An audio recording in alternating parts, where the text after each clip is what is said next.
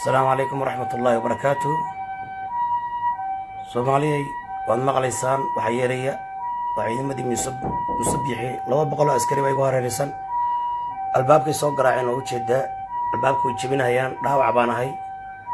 horeyna waa ii dileen waan dhintay anigu saa ula socdo Soomaaliya waa kuwan albaab garaacaya way ku hareeraysan yihiin anigu waa dhintay Soomaaliya waa dhintay waa tagay musabixi baa dilay saa ula socdo Soomaaliya saa ula socda ha u jeedaan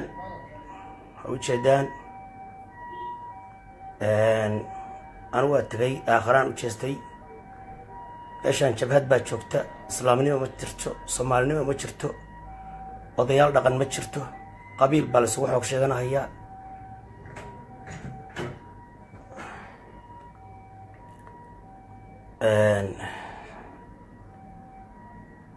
ninkii hoteelka lahaa ee la hortaagan yahay anigu waa dhintay meeshaan dowladnimo ma jirto waa jabhad baa meeshaan ka jirta sharci ma jiro qabiil walba hubkaaga qaado nin walba hubkaaga qaado aad maqlaysaan walaalkay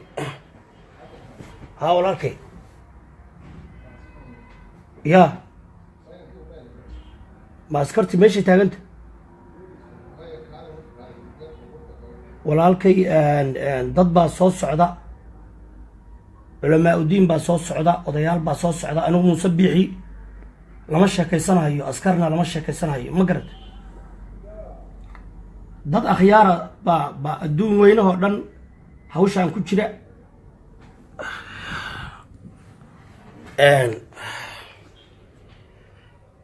daano xanuunsanayaan yaa allah ku istaagay intaa yarta hadda waa murgacday waxa weeye Soomaaliya waa dhintay 200 askari baan igu hareeraysan wallaahi billaahi tallaahi baan been idin sheegaynin awalna waa la idilay waana dhaawac baan ahay anoo dhaawac ah intay dhaawac tir yaani idaaweyn lahaayeen oo xaal marin lahaayeen oo magtayda bixin lahaayeen ayaa 200 askari iyo jabhadii asan ama lagu soo dalbaday waad u jeedaan dhaqan baan lahaa jirnay Soomaali waa la isxaal marin jiray gabdhaha la siin jiray bag baa la bixin jiray waxaas ma jirto waad maqlaysaan Soomaaliya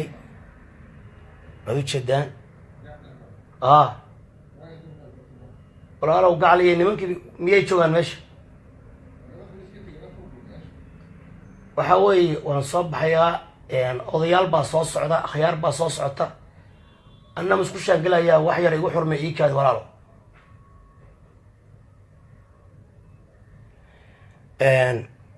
dadka adduweynaha joogow jabhaddan u caqli celiya iimaankii waa tegay dadka waa la laayaa walaalow dad baa soo socdaan ku yidhi anigu dhaawac baan ahay hoteelkaagi weeye sharaf baan ku joogaa dad baa soo socda akhyaara looyar baa soo socda odayaal baa soo socda sharci baa jira dhaawac baan ahay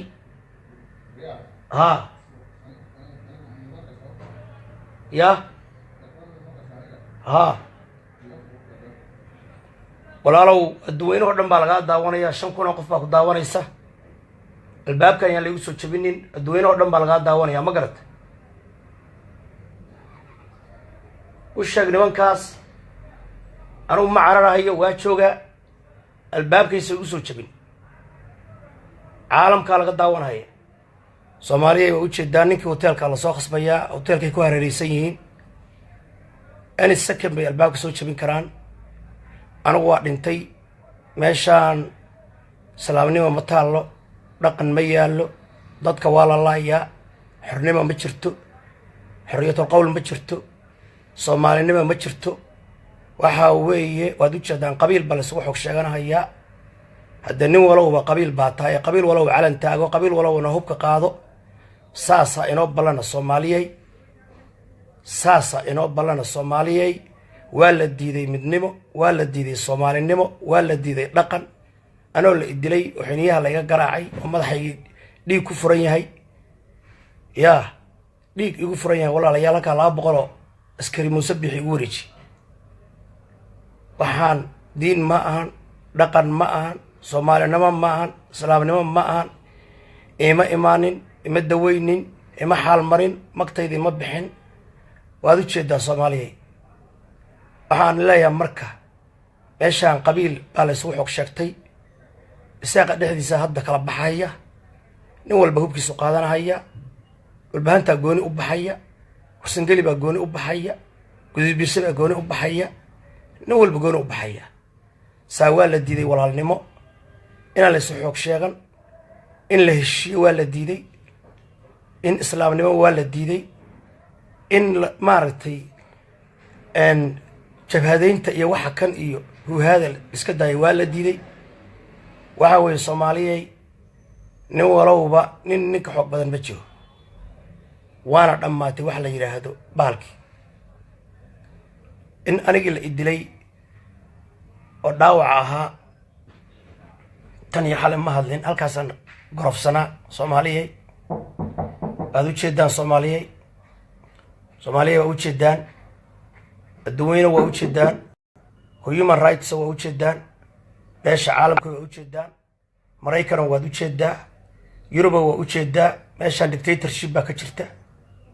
dad soo xasuuqay way dadkaanu anigana xasuuqi baa laygu wadaa waxba ma dhimin waxba ma galabsan hub ma sito civilian baan ahay waxa weeye sharci baan ku soo galay sharci baan ku joogaa waad u jeedaan dhaawaca la ii geystay haddana laygu hareeraysan yahay waa u jeedaan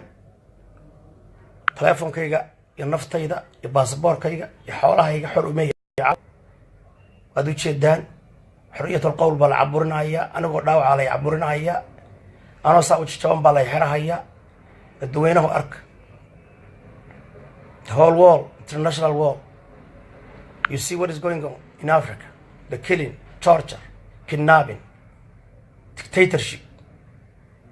and here in Hargeisa you're watching you see it it's not hidden it's clear the American law enforcement you see them what they're doing to me I'm not carrying weapons I'm not threat to anybody I'm not against anybody just because of my dream that I do believe for what I do believe, nothing else. And that I am against the wrongdoing, that I am against killing of innocent people, that I am criticizing and I am against the torture that's going on. The prisons are full with innocent people. There is no democracy here. Watch. Now, more than 200 soldiers from only one specific tribe surrounded me. And I can die any moment, any second, now, from this time. And now you hear them. They are coming now. I can die any moment. Please, you see America. Mr. Trump, you see watch. They're coming now. They're coming now.